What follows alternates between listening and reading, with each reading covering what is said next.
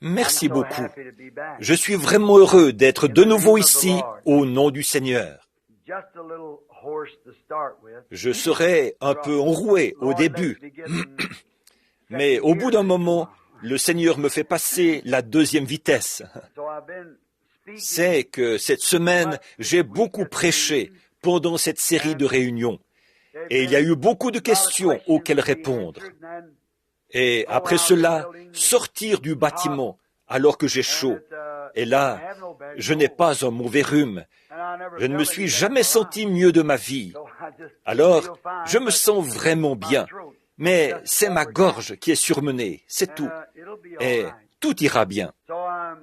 Donc, je tiens à remercier chacun d'entre vous pour tout ce que vous avez fait. J'ai essayé de trouver... Je suis arrivé en voiture il y a quelques minutes. Billy et quelques autres étaient à l'extérieur, cherchant à trouver cette brave famille de gens qui étaient venus et à qui il ne restait plus d'argent, plus assez pour rentrer chez eux. S'ils sont encore dans le bâtiment, j'aimerais qu'ils lèvent la main ou quelque chose. J'aimerais y participer de ma poche aussi. Donc, cette brave famille du Michigan ou de quelque part qui n'a plus d'essence ou quelque chose ou plus d'argent. Si vous êtes encore ici en ville, si vous les voyez après la réunion, faites-leur faire un saut chez moi. Voyez, je tiens à y participer. C'est pour ça que nous sommes ici, pour donner un coup de main, aider tous ceux que nous pouvons aider. Bon, donc nous prions le Seigneur Jésus de nous bénir. Bien, cette semaine a été une semaine inhabituelle. Il s'est passé des choses inhabituelles parmi nous.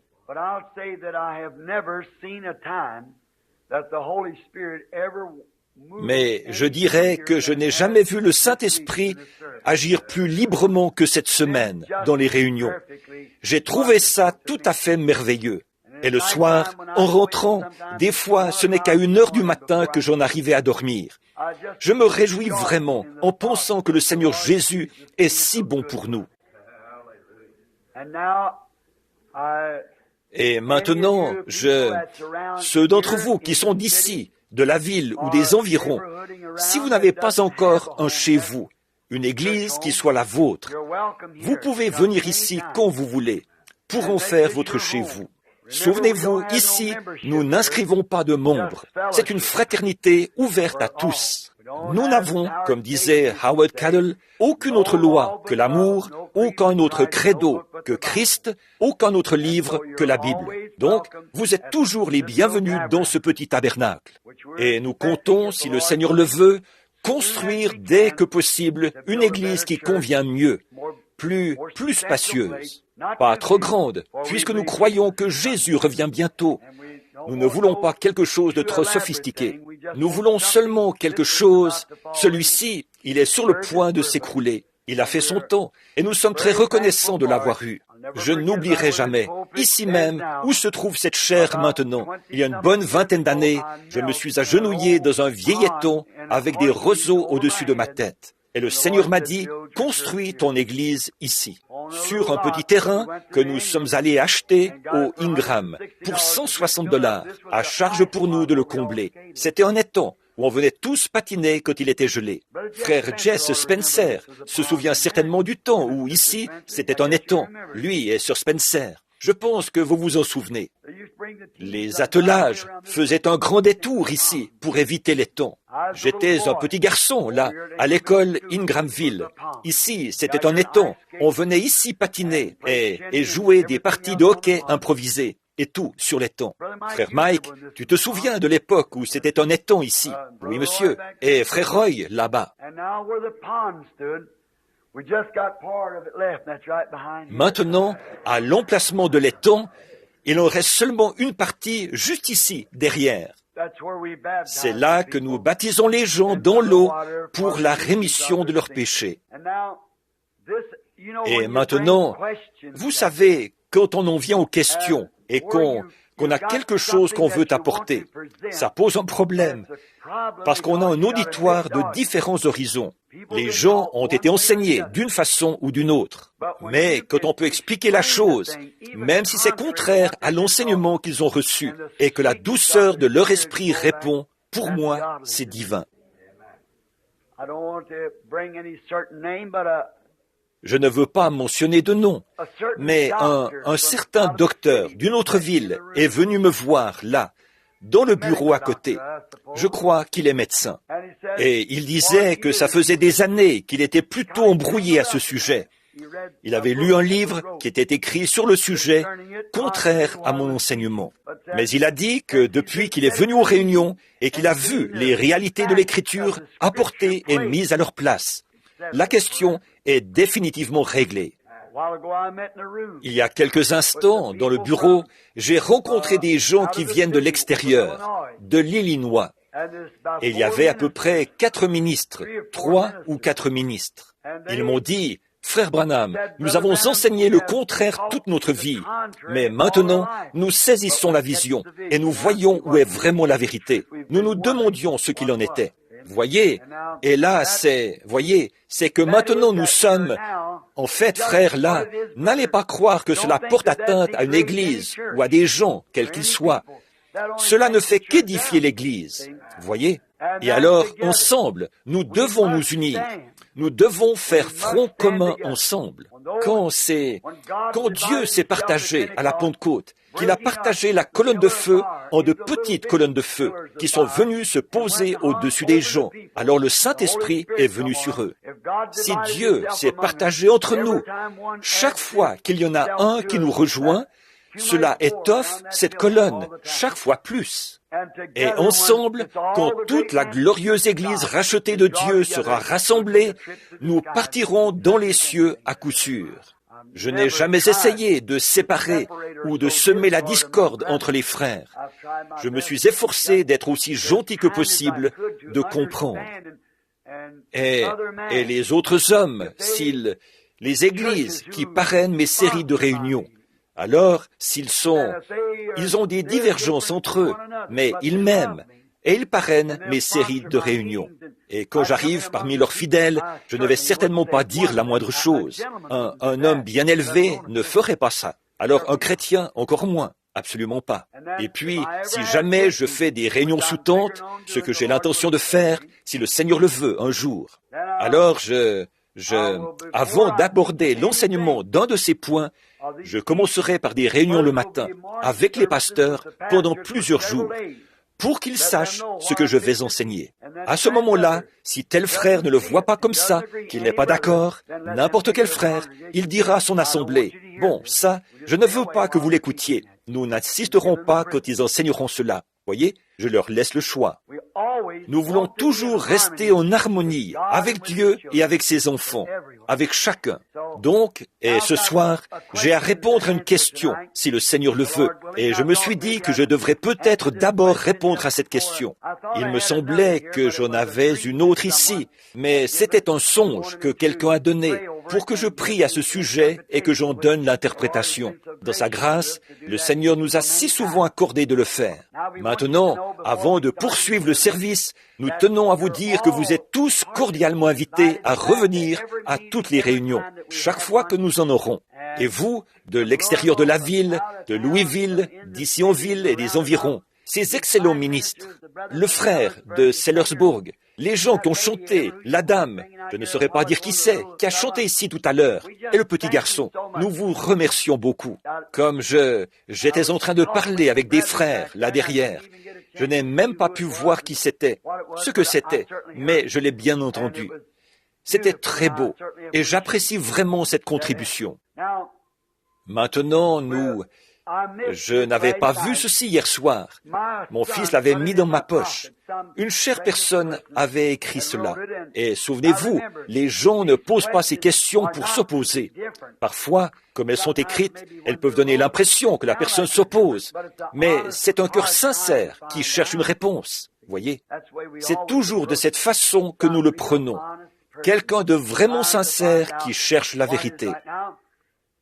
Bon, là, il y a quelque temps, j'étais allé dans une maison pour une réunion de prière. Et frère Junior Jackson, je l'ai entendu tout à l'heure, ou du moins il m'a semblé l'entendre, était avec moi. Il venait de terminer de parler. Et il y avait là un ministre d'une autre assemblée. Je venais à peine de prendre la parole qu'il s'est levé d'un bond pour chercher la dispute avec moi. Eh bien, il se trouvait qu'il y avait environ 5 ministres là, et ils voulaient tous s'opposer à lui tout de suite. J'aurais dit, non, ne faites pas ça. Bon, c'est moi qu'il a attaqué, alors qu'on s'explique, lui et moi. Eh bien, il a commencé. Nous parlons là où la Bible parle, et nous nous taisons là où elle se tait, et ainsi de suite. Et c'était parti. Et au bout d'un moment, je notais sans cesse les passages de l'Écriture qu'il déformait, qu'il plaçait mal. Il disait, il n'y a eu que 12 personnes en tout et pour tout qui ont un jour reçu le baptême du Saint-Esprit. C'étaient les apôtres. Et la guérison divine n'a été donnée qu'à ces 12-là, et ainsi de suite. Donc, vous voyez, il manquait le but d'1 million de kilomètres. Alors, après qu'il avait parlé pendant environ une demi-heure, je lui ai demandé, et il avait dit que j'étais du diable. Donc, après, une fois qu'il a eu terminé de parler, je lui ai dit, là, ce que je veux commencer par vous dire, frère, c'est que je vous pardonne pour cela, parce que ce n'était pas vraiment votre pensée. Je sais que ce n'était pas votre pensée. En effet, puisque vous êtes ministre et moi aussi, nous devrions être frères. Voyez? Alors j'ai dit, maintenant, ne pas bien se comprendre sur des points de l'Écriture, ça, c'est autre chose. Donc, nous nous sommes mis à prendre ce que disent les Écritures. Au bout d'un instant, le pauvre homme était tellement fourvoyé qu'il ne savait pas quelle position prendre ou que faire. Ensuite, il s'est retrouvé au pied du mur. Il ne savait pas quoi faire. Et en quittant les lieux ce soir-là, par contre, il m'a dit, « Je vous dirai une chose, frère Branham, vous avez l'Esprit de Christ. » Voyez? Je me suis dit, du diable, il y a quelques instants, et maintenant, l'Esprit de Christ. Cela dépend seulement de la façon dont vous le prenez. C'est tout. Christ n'a pas polémiqué. Maintenant, cet homme, pour avoir fait cela, il lui est arrivé des choses terribles. Il a failli perdre la tête. Dans un hôpital psychiatrique ou quelque chose comme ça, il s'est jeté par une fenêtre et il a failli se tuer. Et maintenant, il est revenu vers de bons amis à moi. Il cherche le baptême du Saint-Esprit chaque jour. Il veut venir chez moi, que je lui impose les mains pour qu'il reçoive le Saint-Esprit. Un prédicateur d'une grande église, d'une dénomination. Voyez? Donc, c'est en toute honnêteté que nous répondons aux questions, que nous y répondons de notre mieux. Bon, maintenant, je vais lire cette question très bien écrite. Frère Branham, s'il vous plaît, pourriez-vous expliquer pourquoi les gens, dans Actes 2:4, ont parlé en d'autres langues ou en langues étrangères avant même que la foule ait accouru, dans Actes 2:6?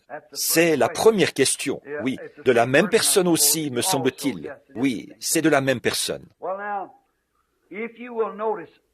Bien, là, si vous remarquez, frères, sœurs, vous qui avez écrit cela, nulle part il n'est fait mention qu'ils sont descendus de l'étage.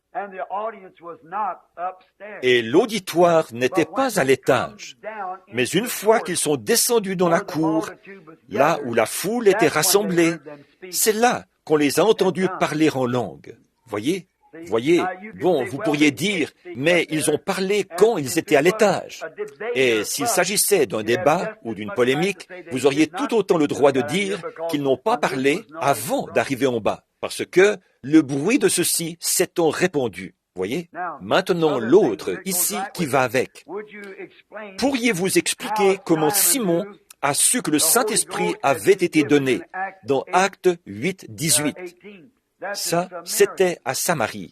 Eh bien, une chose, ce n'est pas parce qu'ils ont parlé en langue qu'il a su qu'ils avaient le Saint-Esprit. Du moins, la Bible ne dit pas qu'ils l'ont fait. C'est qu'ils ont vu les résultats. Personne ne peut recevoir le Saint-Esprit sans qu'il lui arrive quelque chose. C'est vrai.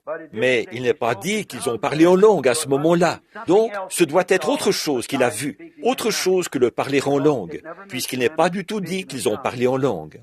Et expliquer comment nous savons que certaines des personnes du jour de la Pentecôte parlaient le galiléen. La plupart d'entre eux étaient des Galiléens. Et tous. Bon, comme je le disais ce matin, il y a deux choses, deux écoles. Là, je vais prendre l'opinion selon laquelle ces gens parlaient en langue, qu'ils parlaient non pas en langue, mais dans des langues étrangères, quand ils sont sortis de la chambre haute et qu'ils sont allés à la rencontre des gens. Mais si vous lisez l'Écriture, écoutez bien, là, ces gens qui parlent, ne sont-ils pas tous Galiléens? Et comment les entendons-nous? Comment les entendons-nous dans notre propre langue à chacun, dans notre langue maternelle? Ces gens qui parlent, ne sont-ils pas tous Galiléens? Ils pouvaient parler en galiléen, mais c'est qu'on les entendait dans une autre langue. Il se peut qu'ils aient parlé une autre langue, leur propre langue. Quoi qu'il en soit, ça ne fait rien. D'une façon ou d'une autre, ça n'apporte pas de crédit à la façon de voir des pentecôtistes. Voyez? Parce que, écoutez, voici pourquoi. Ce n'est pas pour m'opposer, mais seulement pour donner les faits tels qu'ils sont. Si vous remarquez, alors pourquoi est-ce que Pierre s'est levé, s'est adressé à toute la foule, et que là, chacun l'entendait dans sa langue à lui? Effectivement, 3000 Juifs pieux se sont convertis. Des Juifs aussi attachés à leur religion qu'on peut l'être. Ils ont bien dû comprendre chaque parole que Pierre a prêchée sur les prophètes, et ainsi de suite, en suivant tout cela jusqu'à la Pentecôte. En effet, ils se sont écriés, « Hommes frères, que devons-nous faire pour être sauvés ?» Pierre leur a répondu, « Repentez-vous, et que chacun de vous soit baptisé au nom de Jésus-Christ, pour la rémission de vos péchés. » Maintenant, je voudrais dire ceci de tout mon cœur, pour que vous voyiez ce que j'essaie de vous transmettre. Bien sûr que je crois au parler en langue. Je crois que c'est un don pour l'Église. Je crois que le parler en langue existe.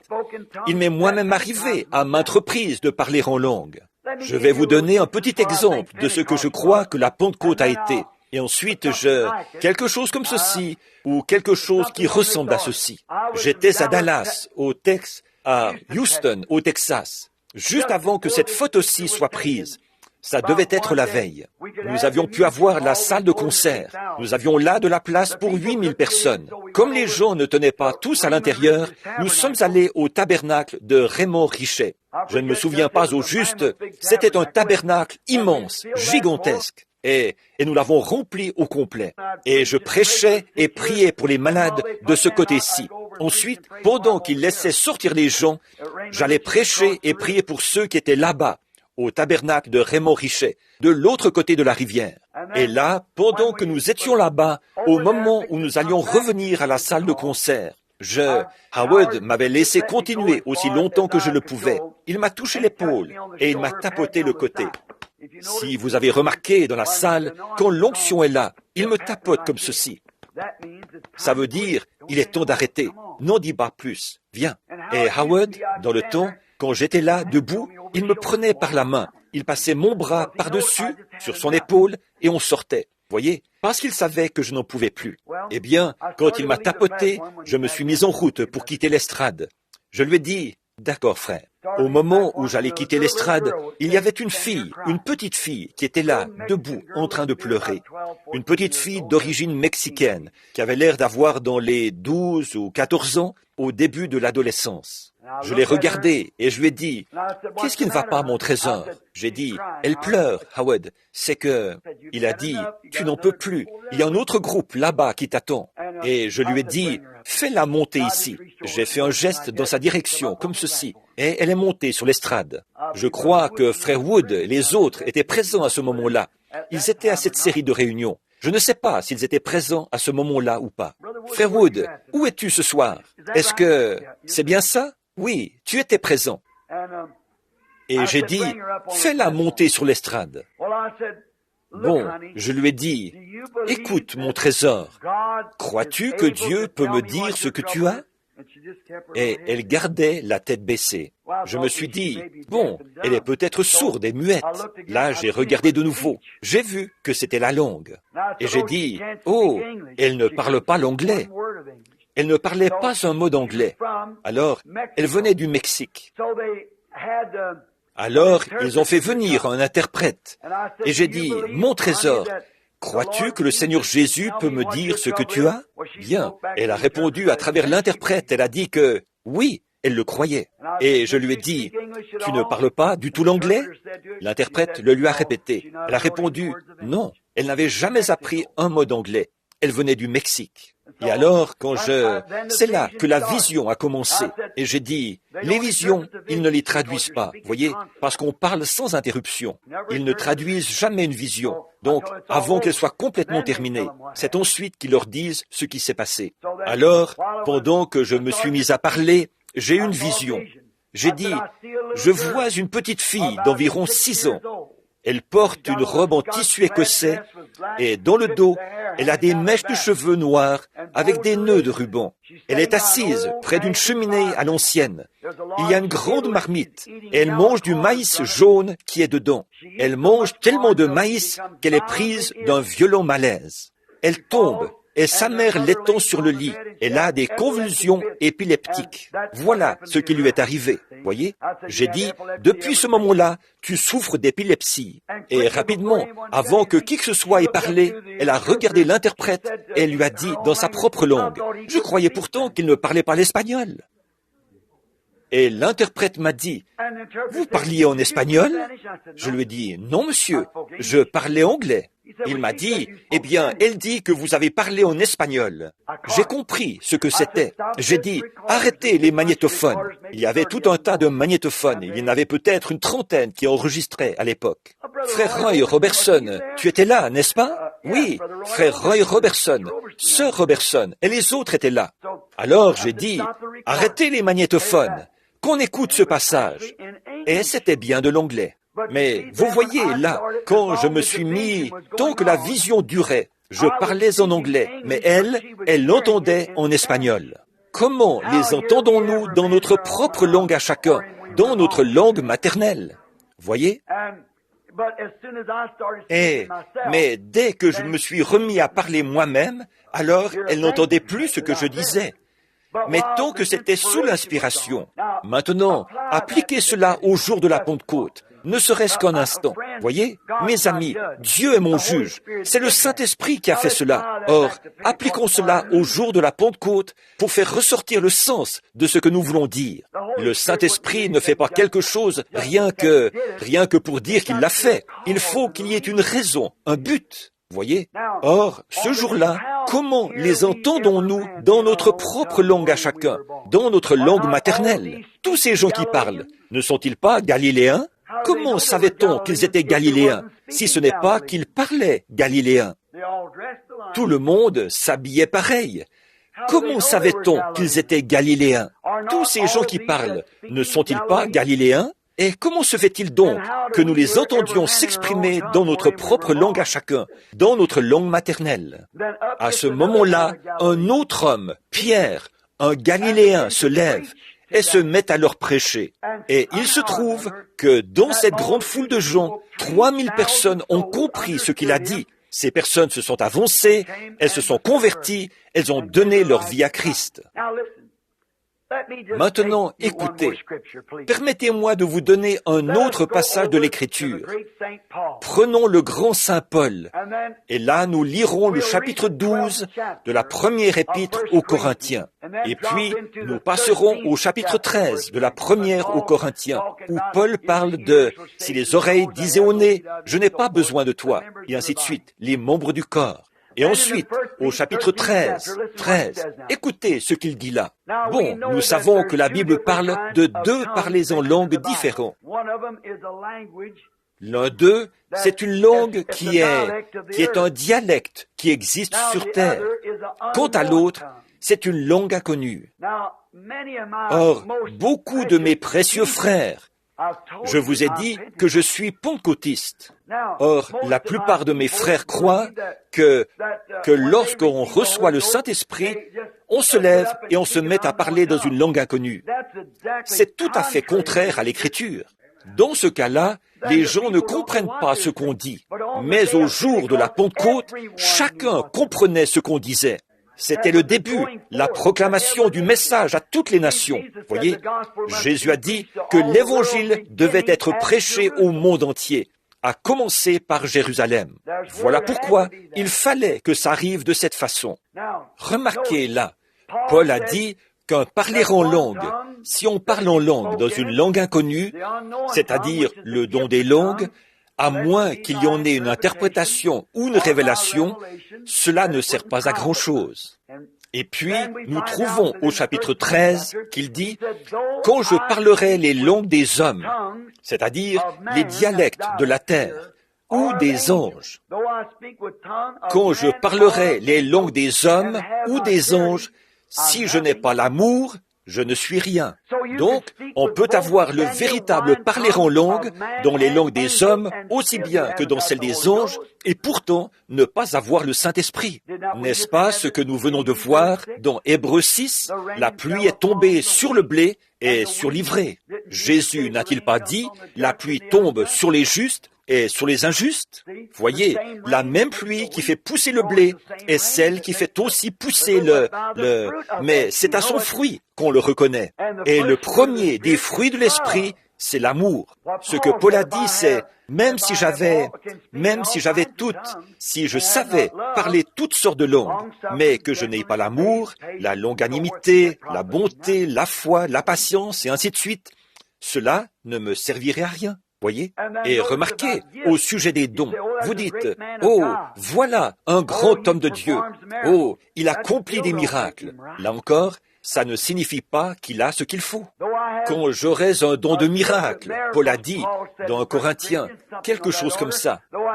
Quand j'aurai la foi jusqu'à transporter des montagnes, si je n'ai pas les fruits de l'esprit, l'amour, je ne suis quand même rien.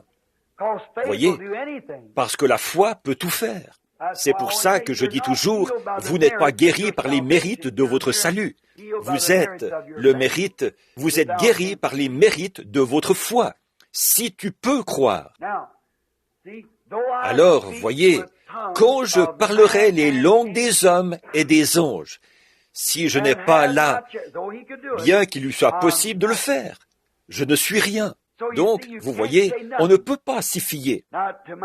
Maintenant, pour mes chers amis méthodistes, j'en ai 2 assis juste ici, et j'en ai ailleurs. J'en ai plusieurs ici. L'Église méthodiste, il y a longtemps, à ses débuts, croyait que lorsqu'un homme était assez inspiré et sanctifié pour pouvoir crier, il l'avait. Les pentecôtistes ont dit que lorsqu'on parlait en langue, on l'avait. Et de nos jours, ils disent que si on a un ministère de guérison, on l'a. Mais il n'y a rien de... Écoutez mes amis, n'essayez pas de vous fier aux sensations et de les rechercher, mais appuyez-vous plutôt sur les réalités, voyez, et non sur les sensations. C'est très bien de crier, c'est très bien de parler en langue, c'est très bien de louer le Seigneur, c'est très bien d'avoir la foi pour les miracles, toutes ces choses. Et ces sensations, certains disent « Ouh, je l'ai senti comme un vent impétueux ». Un autre dira « J'ai senti du feu dans mon âme ». Quoi? Dans un cas comme dans l'autre, ce n'est pas ça la preuve qu'il faut. C'est ce que vous êtes après l'avoir reçu. Voyez, c'est ça qui compte. Voyez, donc, on ne peut y rattacher aucune sensation en particulier.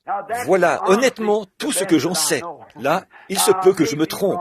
Et si je me trompe, alors j'ai mal compris les Écritures. Et si je contredis quelqu'un, ce n'est pas dans l'intention de contredire. Voyez, mais je ne fais que vous dire ma version de ce que je crois être la vérité.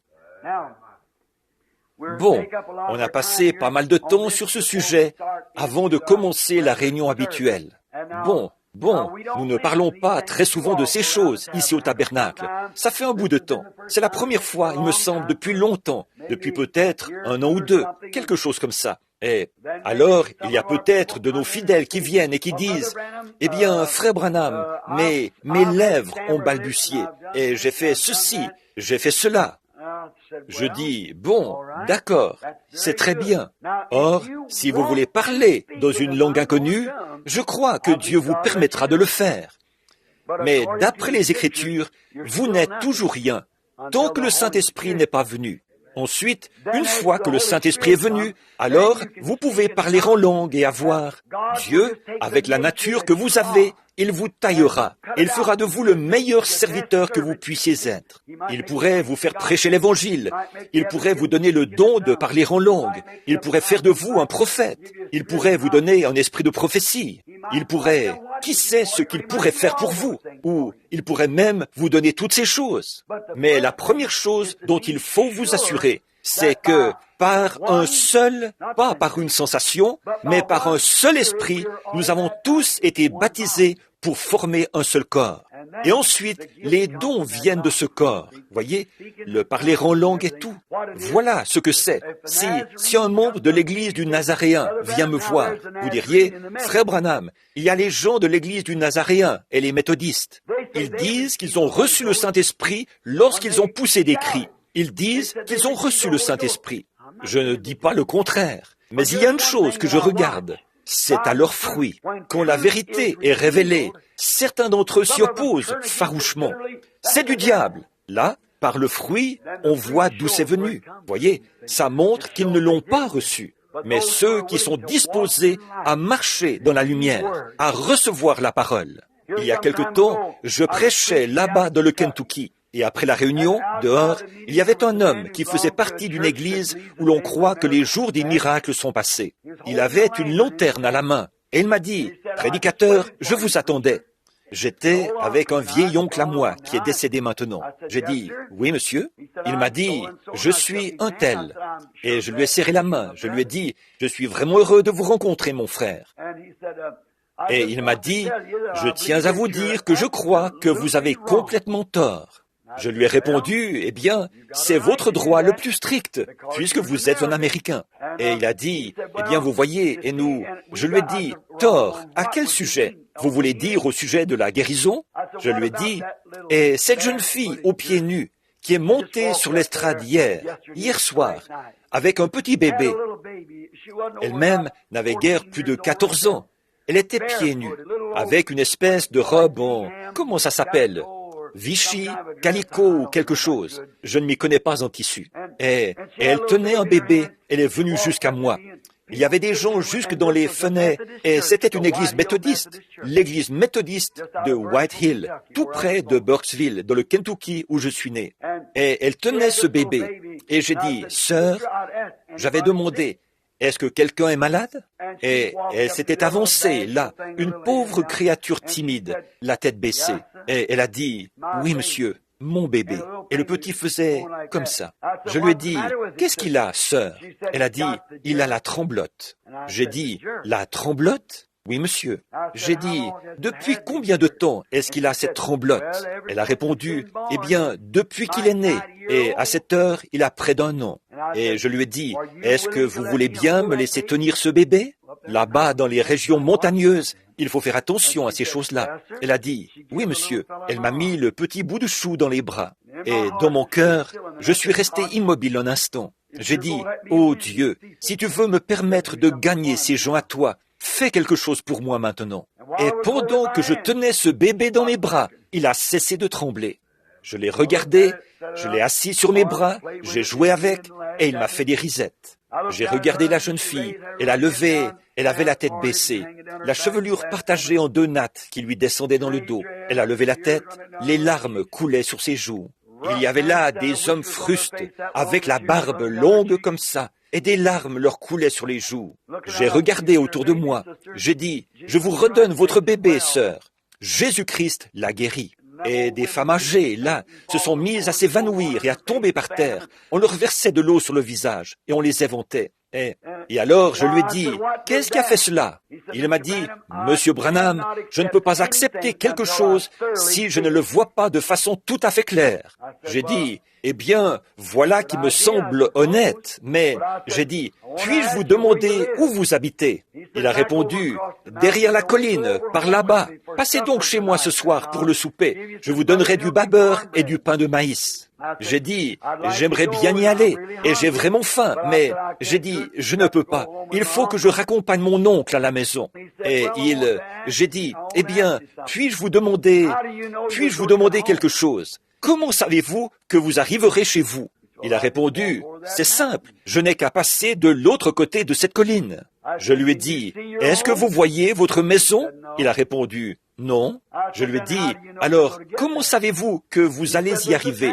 Il m'a dit, il y a un chemin qui mène là-bas. Je lui ai dit, n'empêche que vous ne le voyez pas. Et vous venez de me dire que vous ne pouvez pas accepter quelque chose à moins de le voir de façon tout à fait claire.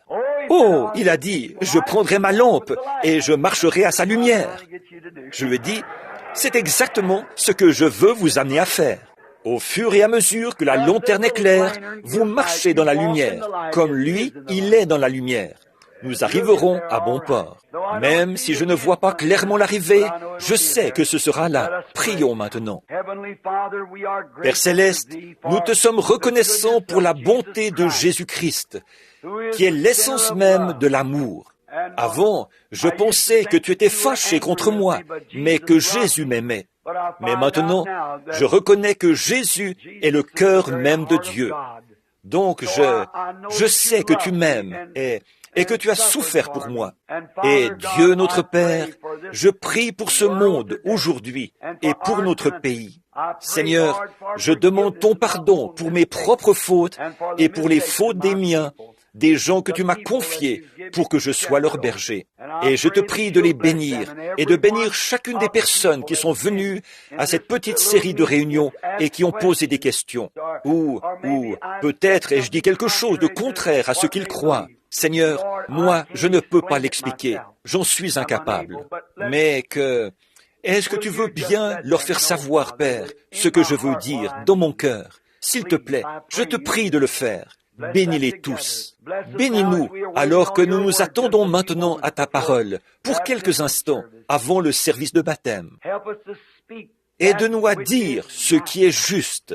Viens-nous en aide pour ce message, ce soir, comme j'ai la voix un peu enrouée. Je te prie de me venir en aide, Dieu bien-aimé, et de guérir aussi ceux qui sont malades et souffrant dans l'auditoire, car c'est au nom de Jésus que nous le demandons. Amen. Maintenant, si vous le voulez bien, pendant quelques instants, prenons l'Épître aux Romains, au chapitre 6. Oh, attendez, je crois que dites donc, j'ai encore beaucoup d'autres caisses. Disons que je répondrai à celle-là mercredi soir, si vous voulez bien. Il est déjà si tard. C'est seulement maintenant que je viens de remarquer qu'il y en a encore là. Bon, lisons Romains chapitre 6. Que dirons-nous donc? Demeurerions-nous dans le péché afin que la grâce abonde? Loin de là. Nous qui sommes morts au péché, comment vivrions-nous encore dans le péché? Ignorez-vous que nous tous qui avons été baptisés pour Jésus-Christ, c'est pour sa mort que nous avons été baptisés? Nous avons donc été ensevelis avec lui par le baptême en sa mort, afin que, comme Christ est ressuscité des morts par la gloire du Père, de même nous aussi nous marchions en nouveauté de vie.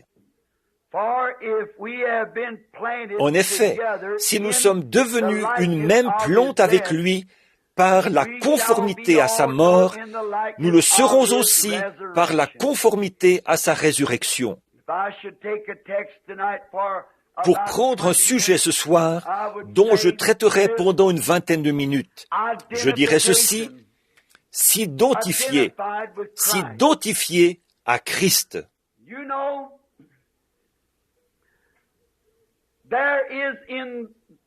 Vous savez, aujourd'hui, dans notre pays, il y a tellement de gens insatisfaits. Et on est étonné, lorsqu'on est en déplacement, de trouver tant d'insatisfaction.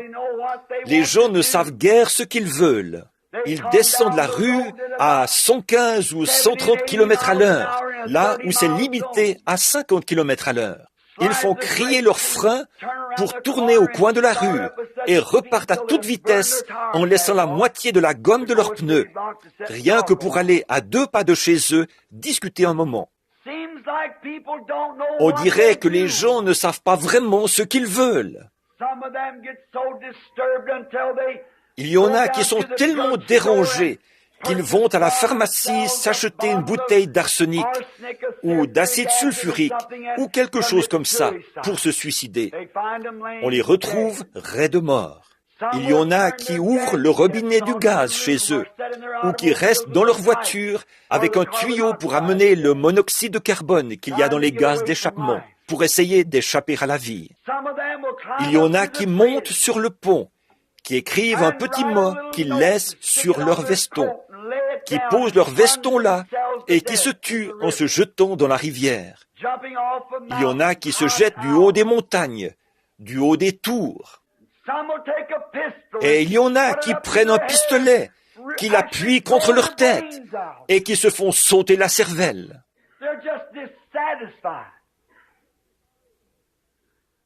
Ils sont insatisfaits. Voilà. Les hôpitaux sont pleins de gens insatisfaits. Les hôpitaux psychiatriques sont combles, insatisfaits. Ils ne savent pas ce qu'ils veulent.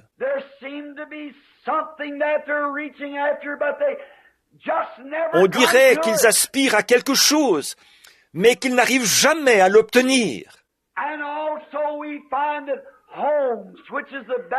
Et il se trouve aussi que les foyers, qui sont les piliers de la nation et de l'Église, il se trouve que les foyers se brisent, que les tribunaux de divorce sont débordés d'affaires de divorce. Et la délinquance juvénile, à cause des mères qui laissent leurs jeunes enfants chez des nourrices pour s'en aller travailler ou aller quelque part, alors que leurs maris ont une bonne situation.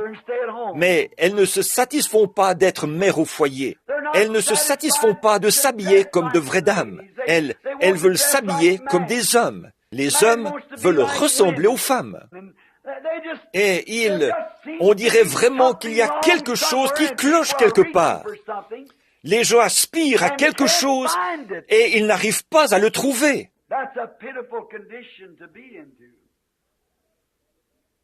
Quel état lamentable! Ils ont cherché partout quelque chose, un exemple à suivre. Prenons les femmes d'aujourd'hui. Elles regardent la télévision et là, elles voient une certaine vedette de cinéma. Ou cette vedette de cinéma se présente habillée d'une certaine façon. Et alors, toutes les femmes veulent s'habiller comme elle, ou se comporter comme elle, suivre son exemple.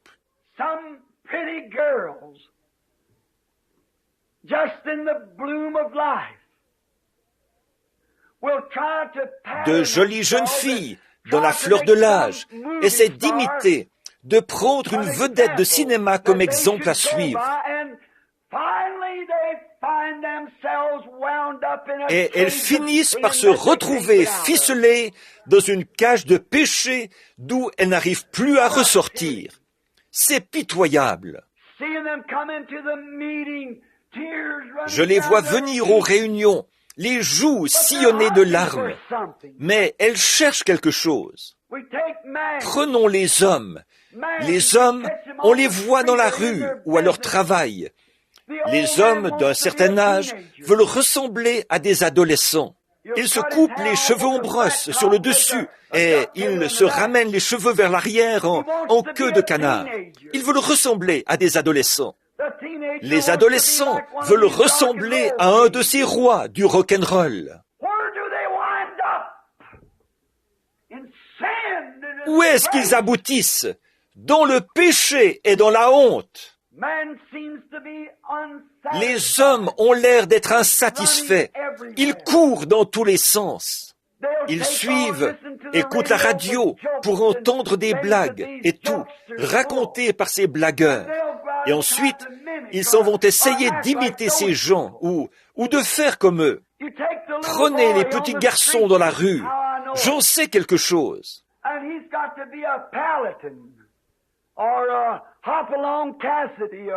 Ils veulent être paladins ou Hopalong Cassidy et le monde du commerce exploite ça pour gagner des millions de dollars. Ils veulent être Roy Rogers ou Monsieur Dillon ou un personnage d'une des séries télévisées.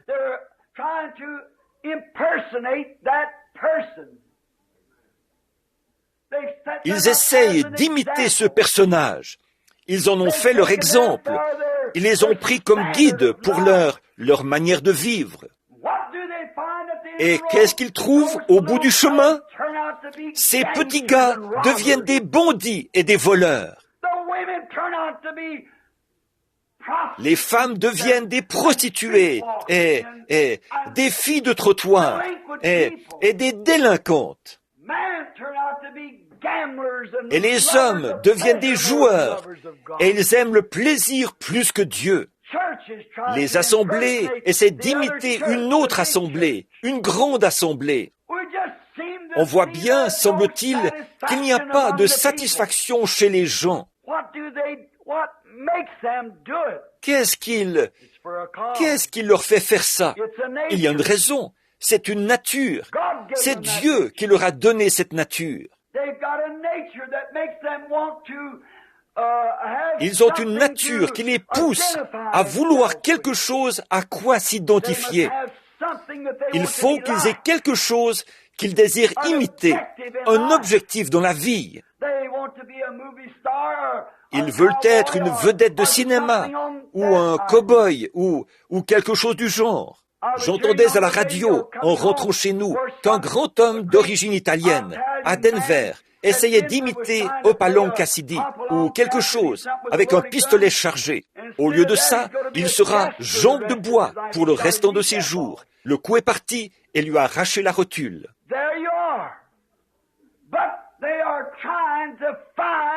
Voilà, mais ils essayent de trouver quelque chose à quoi s'identifier.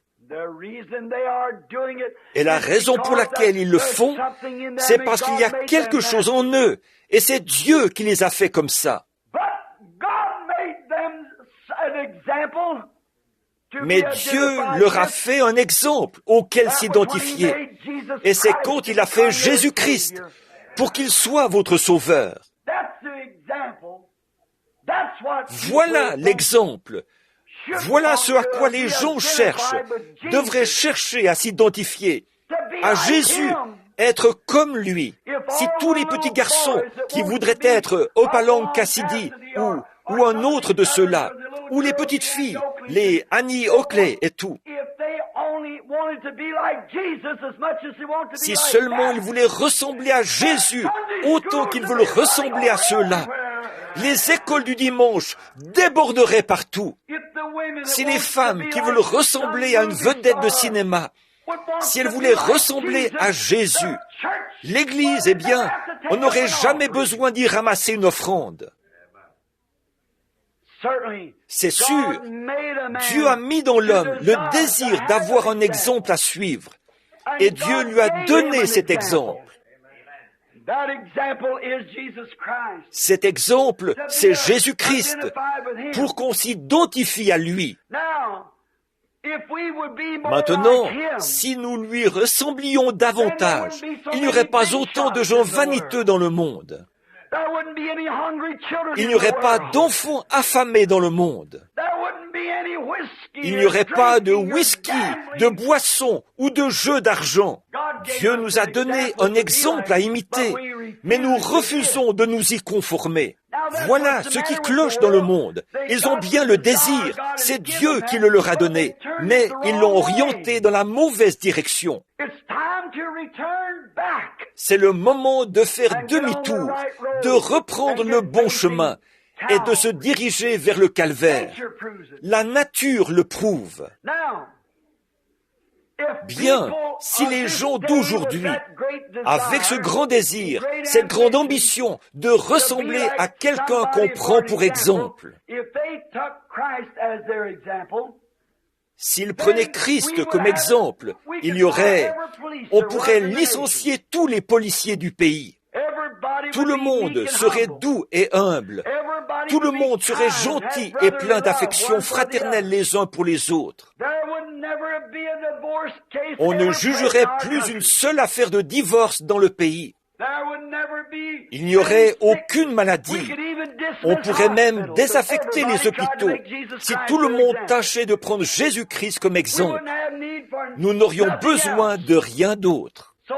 Donc, cette nature est dans l'homme, mais il l'oriente vers là où il ne faut pas. Il se donne un homme pour...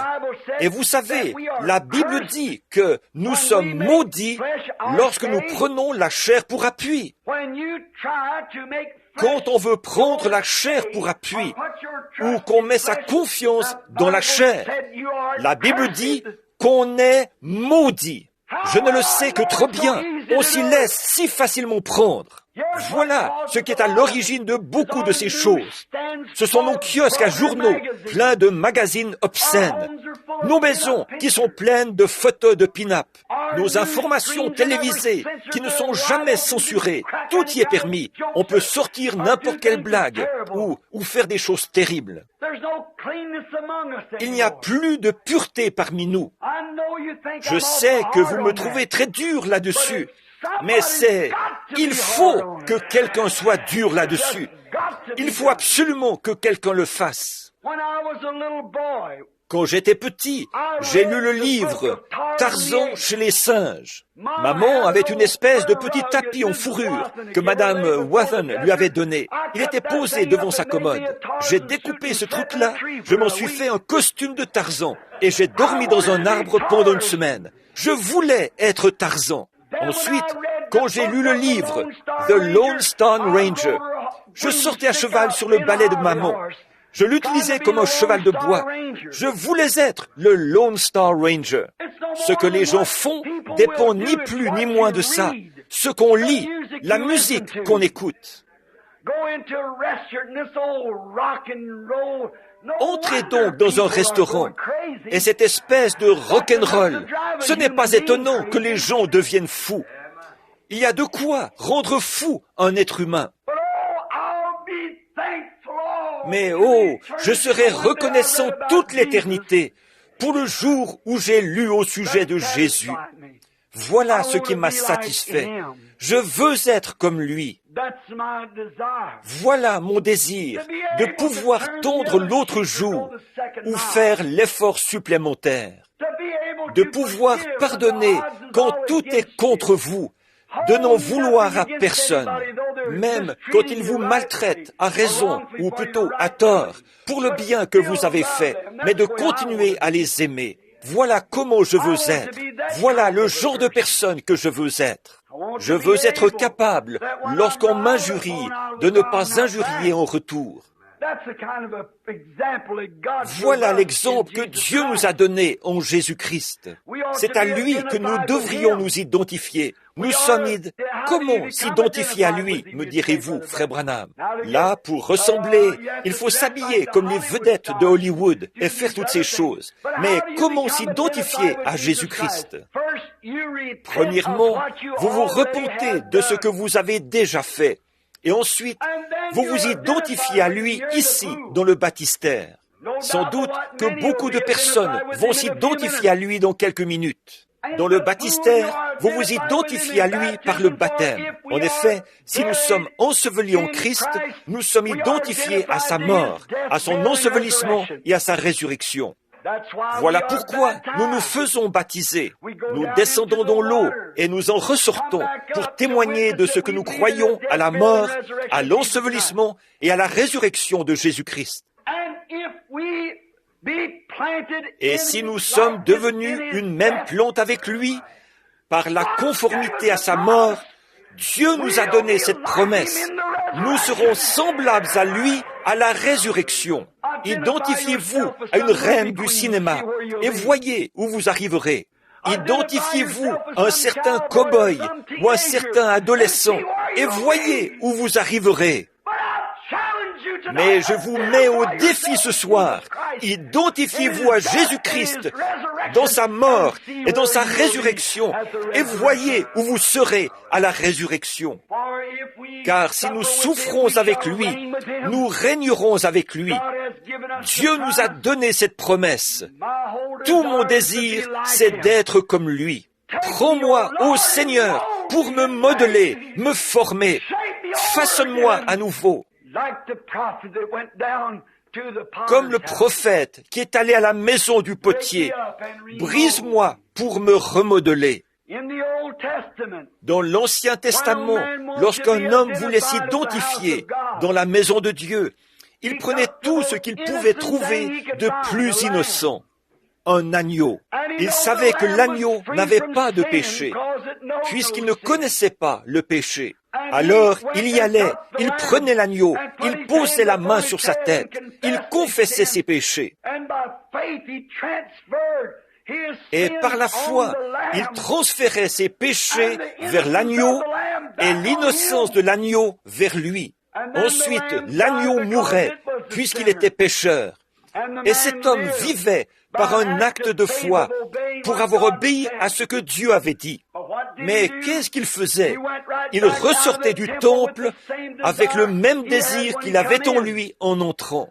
Parce que quand cette cellule sanguine se brisait, et la vie commence dans une cellule sanguine, quand cette cellule sanguine se brisait, la vie de l'agneau n'était pas compatible. Elle ne pouvait pas revenir dans une vie humaine, parce que c'était une vie animale. Cet homme repartait avec le même désir, ce qui fait qu'il continue à pécher de plus belle chaque fois. Mais un moment est venu où Dieu nous a fourni un exemple. Il nous a donné le Seigneur Jésus. Et lorsqu'un pécheur pose les mains sur sa tête, si précieuse, et qu'il confesse ses péchés, et que ses péchés sont transformés ou transférés du pécheur vers Jésus, et que l'innocence de Jésus est transférée vers cette personne par le Saint-Esprit, il est une nouvelle créature en Jésus-Christ. C'est à cela que je veux m'identifier. La Bible dit, lui qui n'a point connu le péché, il est devenu péché pour nous. S'il a souffert, c'est à cause de nos péchés. Et ce qu'il nous convient de faire, le devoir que nous avons, c'est d'examiner ces choses et de reconnaître que ces désirs que nous avons, c'est parce que Dieu a mis cela en nous, pour créer en nous, nous pousser à vouloir lui ressembler. Et maintenant, si vous reconnaissez cela par la foi, avant que le véritable désir vous touche, avancez-vous pour vous identifier à lui par le baptême. Alors, en devenant une même plante avec lui, par la conformité à sa mort, vous serez aussi semblables à lui à la résurrection. En effet, en sortant de la tombe, il était le même Jésus qui était entré dans la tombe. Et si nous sommes en Christ, comment y entrons-nous? Par le baptême du Saint-Esprit. En ce jour-là, nous paraîtrons, nous aurons part à sa résurrection. Il y a un petit chant que je chantais il y a des années. Être comme Jésus, être comme Jésus. Sur terre, je languis d'être comme lui. Pendant tout mon voyage, de la terre à la gloire, je ne demande qu'à lui ressembler. De la crèche de Bethléem sortit un étranger, étranger au monde. Sur terre, je languis d'être comme lui. Pendant tout mon voyage, de la terre à la gloire, je ne demande qu'à lui ressembler. Ayez part à sa douceur, et vous aurez aussi part à sa puissance. Ayez part à son obéissance, et vous aurez aussi part à sa résurrection. Faites ce que Dieu dit de faire. Dans mon cœur, la chose la plus grandiose que je puisse concevoir, c'est d'être comme Jésus-Christ, de m'identifier à lui. C'est pour cela que je baptise les gens au nom de Jésus-Christ, parce que c'est à lui que nous nous identifions. Nous nous revêtons de son identité. Quoi que vous fassiez, en parole ou en œuvre, faites tout au nom de Jésus-Christ, en rendant pour cela des actions de grâce à Dieu. Et c'est par le baptême que nous nous identifions à lui. Ce soir, nous allons baptiser, dans quelques instants, les gens qui attendent d'être baptisés, ici dans la pièce. Et s'il y a dans votre cœur un désir, si vous voulez, si vous avez de grandes ambitions dans ce monde, repentez-vous-en maintenant. Demandez pardon à Dieu d'avoir voulu être quelqu'un de grand dans ce monde. Dites, Seigneur, ma seule ambition, c'est d'être comme Jésus. Venez avec douceur, avec humilité, alors en posant vos mains sur sa tête et en confessant vos péchés par la foi, dites, Seigneur, je regrette d'avoir fait cela. Qu'est-ce qui se passera alors? Dieu va transférer toute votre culpabilité sur lui. Il prendra son innocence pour vous l'attribuer à vous. Et vous serez justifiés dans la présence de Dieu parce que vous avez cru à Jésus-Christ, son Fils. Quel plan du salut! À ce moment-là, vous aurez part à sa gloire. La bonté de Dieu entrera dans votre cœur. La puissance de sa résurrection fera de vous une nouvelle personne. Elle satisfera toutes vos aspirations. Quand j'étais gamin, j'ai tout essayé. J'ai fait tout ce que j'étais assez grand pour faire. Et beaucoup de choses que je n'étais pas assez grand pour faire. J'essayais. J'aimais et j'aime toujours chasser. Pour moi, on ne pouvait pas avoir mieux que ça. Je me disais que mon père montait à cheval, et je me disais, si seulement je pouvais partir dans l'Ouest pour aller débourrer des chevaux. Eh bien, frère, une fois, tout là-bas dans les montagnes de l'Arizona, alors que je faisais redescendre un troupeau de bétail, un soir, j'étais là, et il y avait un jeune gars qui s'appelait Slim, et qui avait appuyé une feuille de papier sur un peigne. Il en jouait. Il y avait un autre gars là, qui venait du Texas, qui grattait sa guitare. Et au bout d'un moment, ils se sont mis à jouer un cantique. J'avais enlevé la selle de mon cheval. Je l'avais mise sous ma tête. Je l'utilisais comme oreiller. Et ma couverture tirée sur moi. J'étais allongé là.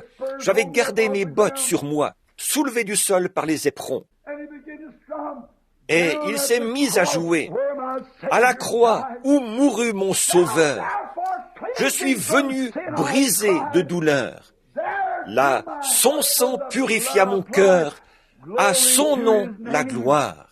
J'ai essayé de tirer la couverture et de me boucher les oreilles. J'ai regardé vers le ciel. On voyait les étoiles très proches. Et on aurait dit que le bruissement des pins dans la montagne appelait « Adam, où es-tu » Oh, l'élevage du bétail, là c'était bien secondaire. Je voulais trouver Dieu.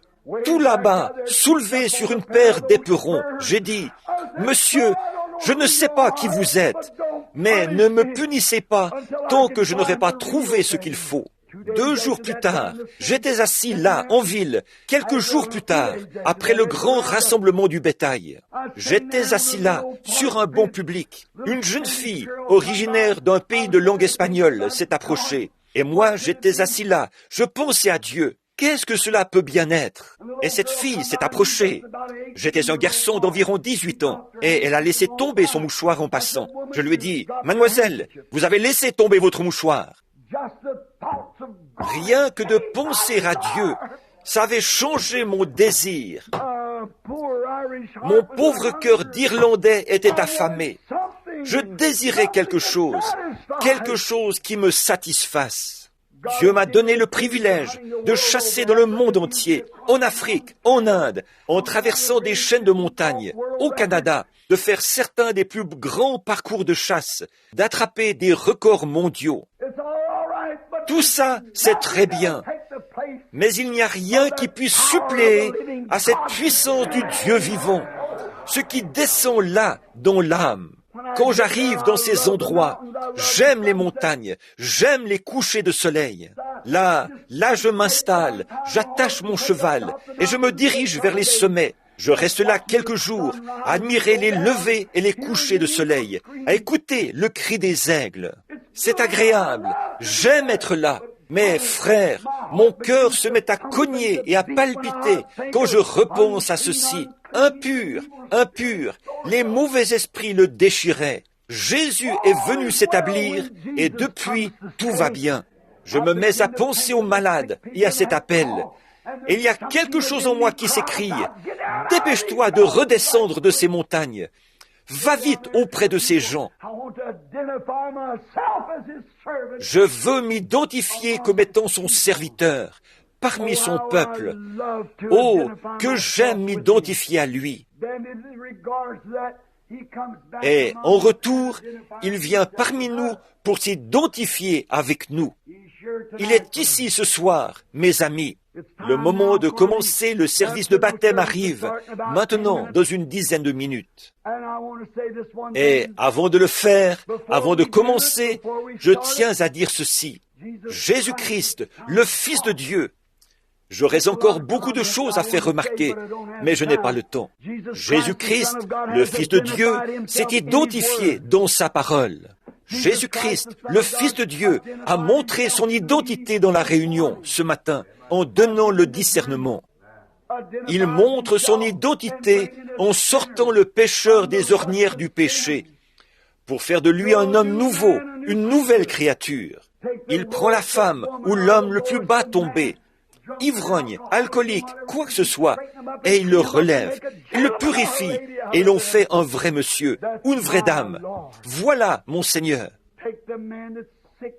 Il prend le malade, celui qui est souffrant, pour qui il n'y a plus d'espoir, et il le ramène à une nouvelle vie. Il apparaît parmi nous, il s'identifie comme étant le même Jésus, en connaissant les pensées même de notre cœur. Il se tient parmi nous, dans son peuple, Dieu dans son peuple, montrant son identité. Il est ici maintenant, ce même Saint-Esprit. Avant de commencer la réunion pour les baptêmes, là, pendant que les frères se préparent, je voudrais savoir ceci. Je voudrais savoir s'il y a quelqu'un ici pour qui on n'a pas prié ce matin et qui est malade. Faites voir, levez la main. Levez la main si vous êtes malade et avez des besoins et qu'on n'a pas prié pour vous ce matin. Sans carte de prière ni rien. Ceux qui sont malades, souffrants.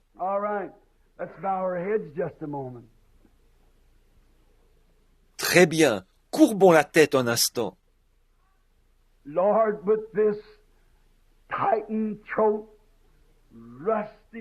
Seigneur, malgré ma gorge enrouée, ma voix est raillée. Oh, je te prie de faire descendre cette semence au fond du cœur des gens. Nous devons nous identifier à toi. En effet, il y a un proverbe qui accourt ici sur terre. On reconnaît l'oiseau à son plumage et on reconnaît l'homme à ses fréquentations. Et, bien-aimé Père Céleste, nous te prions d'être notre fréquentation. Seigneur, puissions-nous être avec toi, même si cela doit nous coûter tout ce que nous avons sur cette terre. Qu'on nous identifie ainsi. Cet homme-là, il vit vraiment avec Dieu. Il vit en compagnie de Dieu. Qu'on dise, comme à l'époque de Pierre et de Jean, après qu'ils avaient passé la porte, appelée la Belle, et qu'ils ont dit, « Je n'ai pas d'argent, mais ce que j'ai, je te le donne. » Et l'infirme a été guéri. Et la fois où ils étaient dans la cour, les gens ont dit qu'ils reconnaissaient qu'ils étaient des hommes illettrés et du commun. Ils n'avaient pas d'instruction, mais ils reconnaissaient qu'ils s'étaient identifiés à une bonne fréquentation.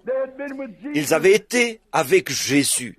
Ô Dieu, c'est le désir de mon cœur d'être identifié à toi en tant qu'un de tes serviteurs, en tant que quelqu'un qui t'aime, quelqu'un qui te sera fidèle et qui gardera les paroles de ton livre et fera tout ce qu'il sait être juste. Maintenant, Père, veuille de nouveau montrer ton identité parmi nous pour que les gens sachent que ce n'est pas seulement quelque chose, une occasion spéciale ou quelque chose de ce genre, Seigneur. Que ce soir, on sache que tu es le même Dieu qui était ici ce matin. Tu as la même puissance et les mêmes choses que tu as faites ce matin. Tu peux les faire encore ce soir. Tu as promis qu'elles arriveraient dans les derniers jours. Et il y a beaucoup de gens ici qui n'ont pas pu mettre en œuvre suffisamment de foi. Nous te prions de leur donner la foi maintenant et que ton esprit montre son identité parmi nous. Parce que tu as dit, les œuvres que je fais, celui qui croit en moi les fera aussi. Donc, ô Dieu, je te prie de t'identifier, de montrer que tu es ici avec nous ce soir et que tu nous aimes toujours et que tu désires que chaque personne ici qui ne s'est pas encore fait baptiser vienne s'identifier à toi et qu'ainsi ils aient, eux aussi, part à cette grâce merveilleuse qui peut être transmise de nous vers lui et de lui vers nous, notre culpabilité vers lui et sa grâce vers nous. Accorde-le, Seigneur, exauce nos prières, car c'est au nom de ton Fils Jésus que nous le demandons. Amen. Nous nous tenons dans l'ombre de la justice équitable de Dieu. Il a promis que chaque fois que 2 ou 3 seraient rassemblés au nom de Jésus-Christ, il serait au milieu d'eux. Bon, je ne sais pas. Je suppose qu'une partie des cartes de prière ont été utilisées. Certains d'entre vous en ont peut-être encore. Beaucoup d'entre vous n'ont pas de carte de prière. Peu importe que vous en ayez ou non. Si vous êtes malade, vous êtes malade. Et si ce Dieu qui a écrit cette Bible, croyez-vous sérieusement en lui? S'il revient parmi nous pour prouver lui-même, après la prédication de la parole, qu'il est ici, pour convaincre les pécheurs qu'il est ici, s'il est présent pour guérir les malades et qu'il révèle quelle est la cause, comme il l'a fait quand il était ici sur terre, est-ce que vous accepterez joyeusement votre guérison? Si oui, levez la main partout. Nous n'avons pas, je ne sais pas quelles sont les cartes de prière qu'il a distribuées. Nous n'utiliserons pas les cartes de prière. À vous de prier simplement et à vous de croire. Et s'il le fait, qu'il montre son identité, vous devriez avoir honte de ne pas vous identifier à lui à ce moment-là. Vous auriez intérêt à le faire. Bon, voici un défi pour vous. Ce matin, dans l'église, nous avons distribué des cartes de prière et nous avons fait avancer les gens devant l'autel. Nous avons prié pour eux. Alors le Saint-Esprit a agi de façon mémorable. Et au bout d'un moment, j'ai senti qu'on me tirait par le côté. Il fallait que je m'en aille parce que j'étais épuisé. Et maintenant, je vous dis, à vous qui n'avez pas de carte de prière, ni rien, et qui êtes assis là, dans l'auditoire, vous avez ce défi. Je vous mets au défi de faire ceci, de croire que l'histoire de Jésus-Christ que je vous ai racontée est la vérité. Et si vous êtes malade, priez. Peu importe. Ce matin, j'ai essayé de trouver des gens qui n'étaient pas du tabernacle. Ce soir, peu importe d'où vous êtes, priez simplement. Et là, si le glorieux Saint-Esprit de Dieu, dont nous avons la photo ici, s'il vient parmi nous, vous m'avez entendu si souvent prêcher à ce sujet, déclarer qu'il nous a promis de faire ces choses, comme quand il était sur terre, quand il reviendrait dans notre chair, il ferait la même chose. Maintenant, si vous êtes malade, priez. Mettez-vous au défi. Mettez Dieu au défi. Dites, « Oh Dieu, frère Branham ne me connaît pas. Il ne sait rien de moi. Mais si seulement tu permets qu'il se tourne vers moi, fais que je touche ton vêtement, et ensuite parle, je saurai que tu t'associes à cette Église. » L'Église, c'est les croyants. Alors je saurai que tu es le même hier, aujourd'hui et éternellement. Et priez. C'est que je me sens conduit à faire cela. Je ne sais pas pourquoi, mais je me sens conduit à le faire. Maintenant, si vous voulez bien lever la tête, Il y a ici, en train de me regarder, une femme qui avait la main levée comme ceci, qui priait il y a quelques instants.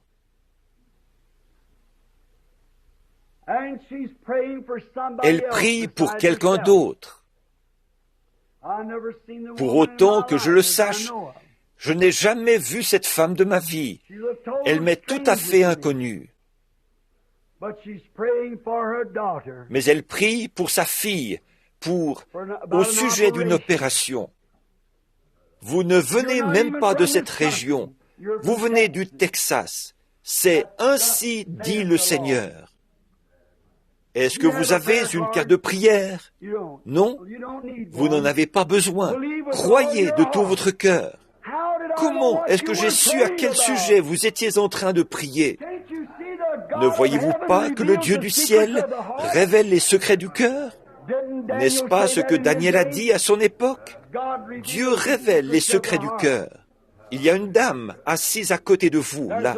Elle s'en est vraiment réjouie. Elle a eu des problèmes cardiaques. Elle voudrait qu'on prie pour elle. Donc, si vous voulez bien poser votre main sur elle, très bien. Maintenant, retournez à Chicago et soyez guéris. Amen. Cette femme, je ne la connais pas non plus. Je ne sais rien d'elle, mais Dieu vous connaît.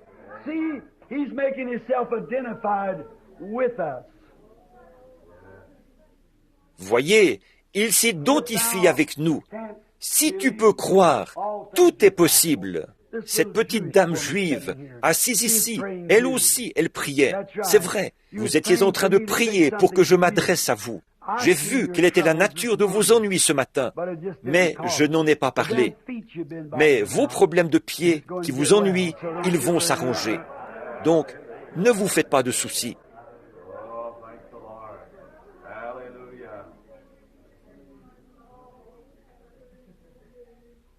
Vous aussi, vous croyez, madame, qui est assise là? Est-ce que vous croyez que je suis son prophète, son serviteur? Je ne vous connais pas. Dieu vous connaît.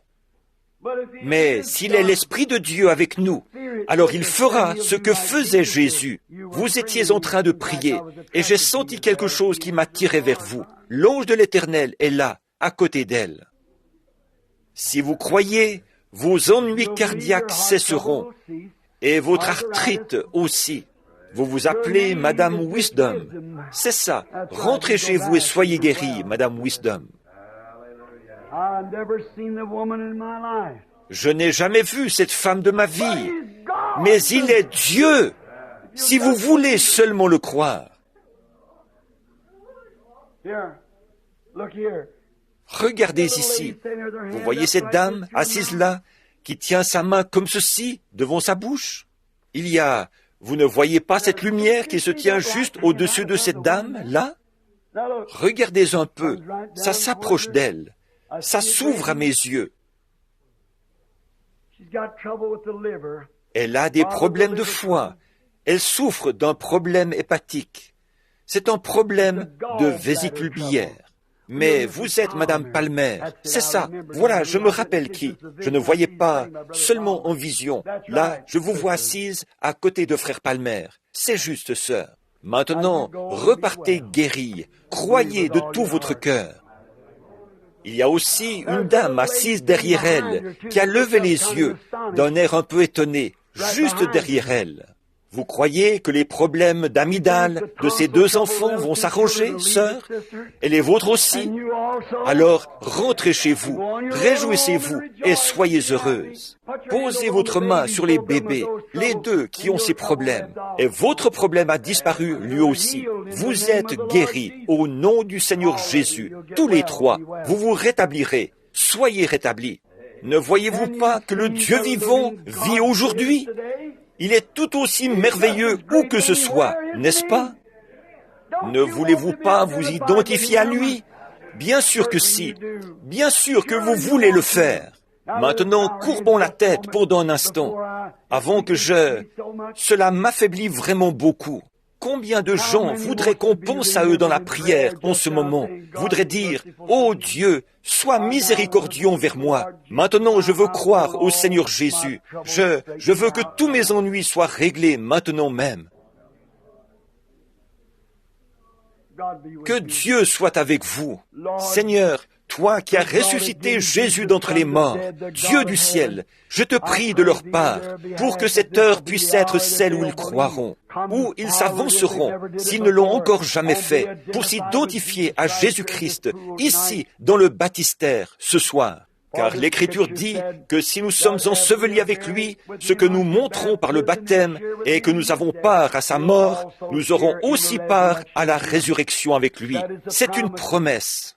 Et le grand Saint Pierre, autrefois, a dit que nous devons nous repentir, être baptisés au nom de Jésus-Christ pour la rémission de nos péchés, et nous recevrons le don du Saint-Esprit. Toute cette semaine, ma belle-fille est assise ici, Seigneur, la brave Loïs, qui a faim et soif, qui jeûne, qui est dans la tente. Il y a ma sœur, assise là-bas, qui a faim et soif, qui jeûne, qui est dans la tente. Ô Seigneur, envoie le Saint-Esprit maintenant dans ce bâtiment pour toucher leur âme par la puissance de la résurrection. Et qu'elle se relève avec une puissance de résurrection pour s'identifier à Jésus-Christ par sa résurrection. Accorde-le, Seigneur.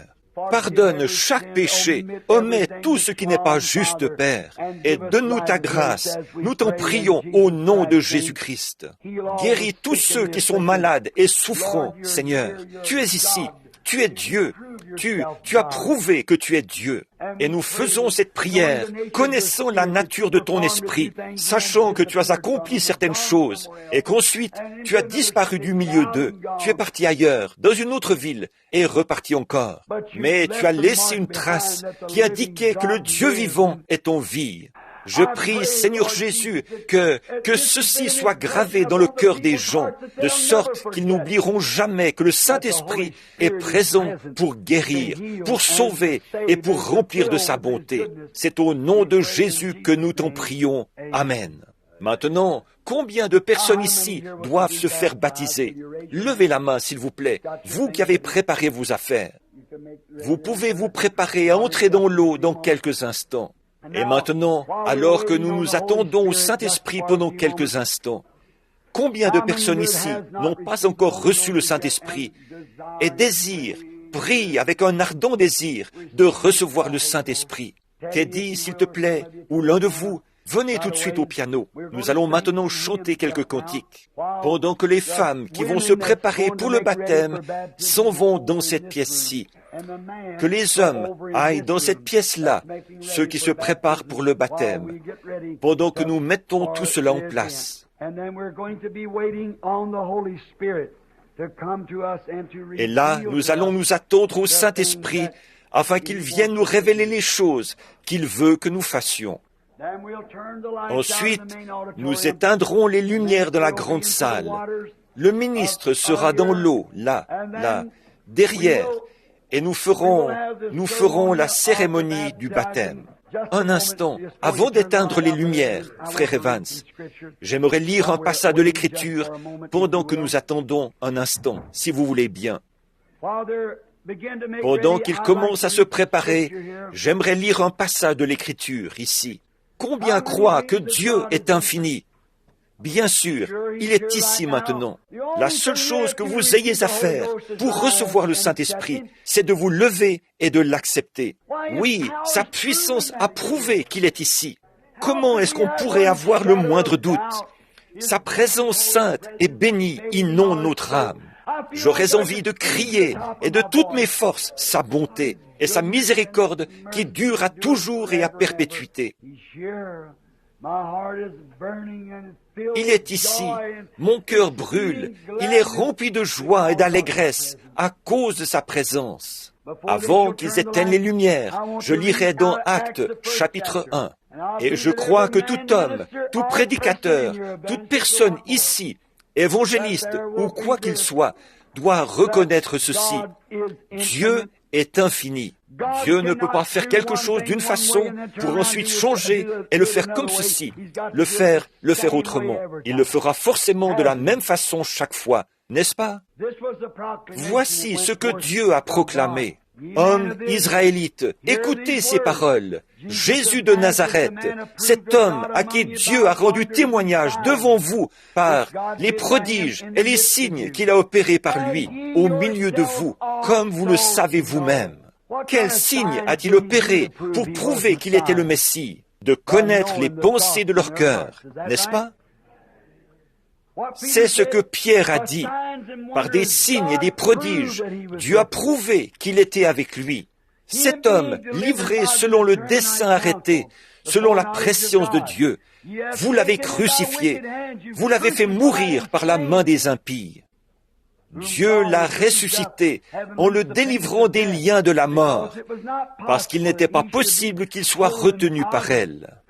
Car David dit de lui, « Je voyais constamment le Seigneur devant moi.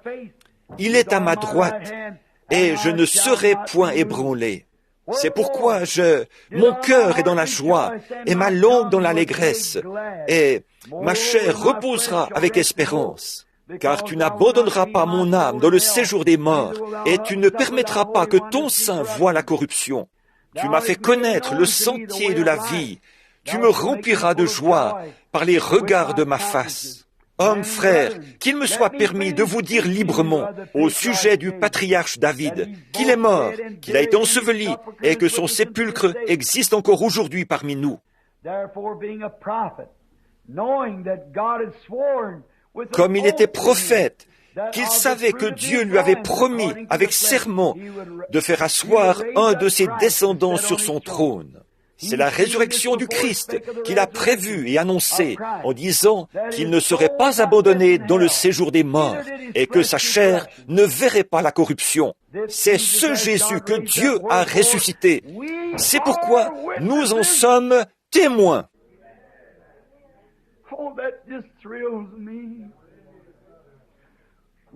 Oh, que cela me réjouit! Nous sommes toujours ses témoins.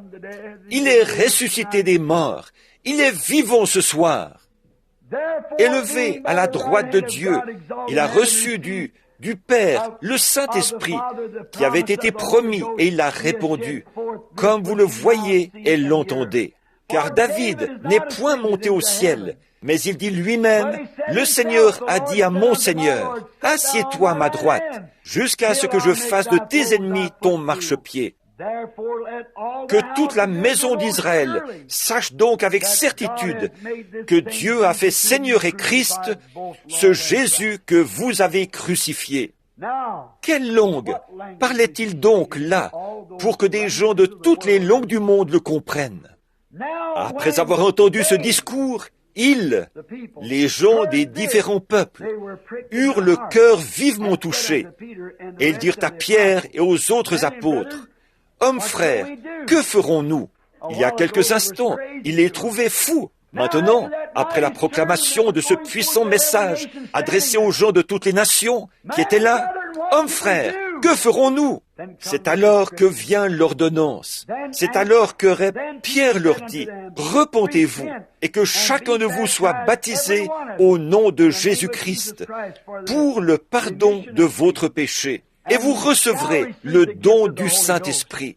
Car la promesse est pour vous, pour vos enfants et pour tous ceux qui sont au loin, en aussi grand nombre que le Seigneur notre Dieu les appellera. » Et par plusieurs autres paroles, il les conjurait et les exhortait, disant, « Sauvez-vous de cette génération prochaine. » Si ce n'est pas là le même évangile que nous prêchons aujourd'hui, sauvez-vous de cette génération prochaine.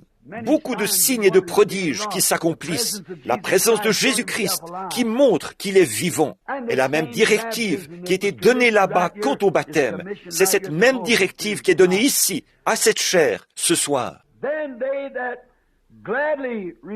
Ceux qui acceptèrent sa parole furent baptisés, et en ce jour-là, le nombre des disciples augmenta d'environ 3000 âmes. Dieu bien-aimé, là, les pièces sont remplies de gens qui s'identifient à toi par le baptême.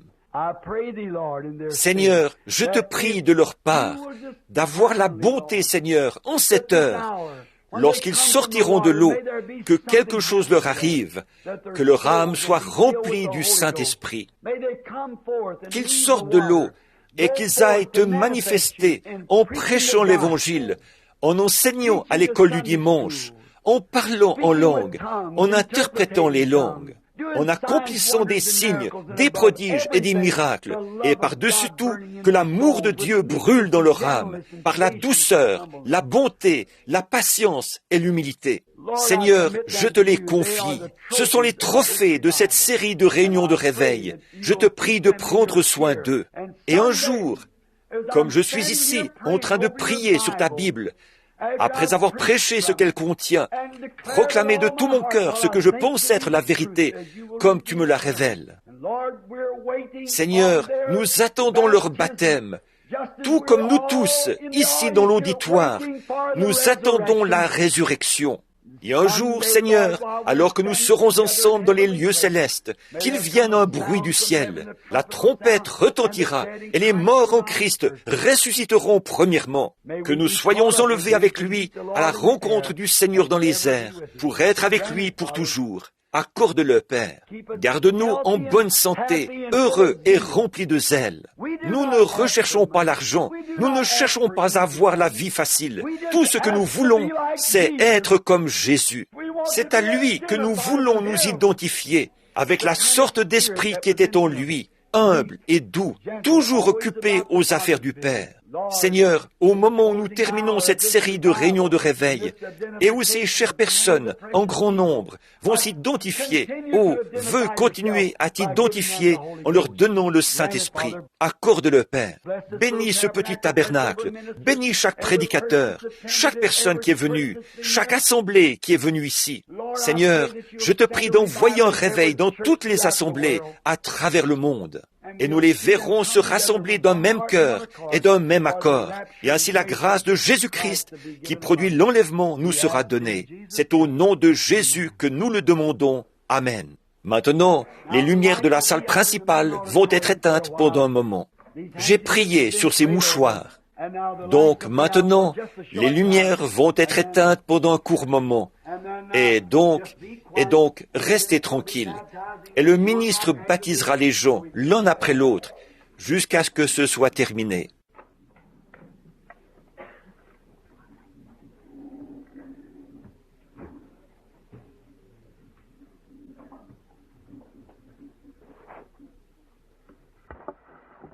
Bon, pour que tout le monde voit bien. Bon, celui-là, ce micro-là, mettez-le en bas, là, au bout du baptistère. Oui, c'est ça. On dirait que c'est mieux, oui. Celui-là est relié au magnétophone? D'accord. Il s'occupe de ça.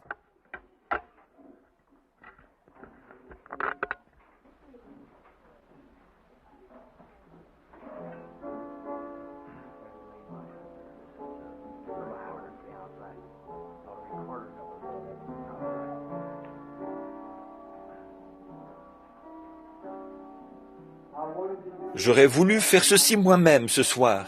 J'ai tellement chaud. Et Frère Neville, lui, il s'est reposé. Donc nous voulons que le pasteur aussi ait une participation à ceci.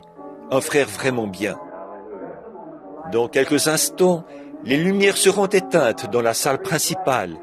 Et vous verrez au moyen de notre grand miroir qui est accroché derrière, qui permet de voir le baptistère où ils viendront les enterrer dès qu'ils seront prêts. Et chaque fois, au moment du baptême, les anciens tireront le rideau, à cause des femmes lorsqu'elles sortent de l'eau. Donc, ils entreront l'un après l'autre. Nommez-vous, dites qui vous êtes, et on vous baptisera au nom de Jésus-Christ. Maintenant, rappelez-vous, en tant que ministre responsable de cet évangile qui m'a été confié, je recommande à tous ceux qui n'ont pas été baptisés au nom de Jésus-Christ de se faire baptiser. C'est ce que Paul a dit. Il a dit que même s'ils avaient déjà été baptisés d'une certaine façon, mais sans le nom, alors ils devaient se faire rebaptiser au nom de Jésus-Christ. Il a dit que même si un ange venait enseigner autre chose, qu'il soit anathème. Cela se trouve dans Galates. Galates chapitre 1, verset 8. Si nous-mêmes, si un ange du ciel annonçait un autre évangile, qu'il vous soit anathème.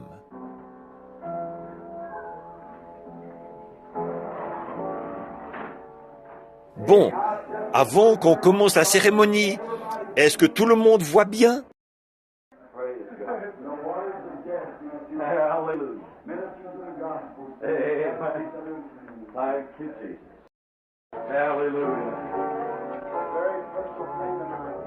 Amen. Praise our God. Hallelujah. This lady is a very personal friend to Oral Roberts. She and her husband and Sam Manning.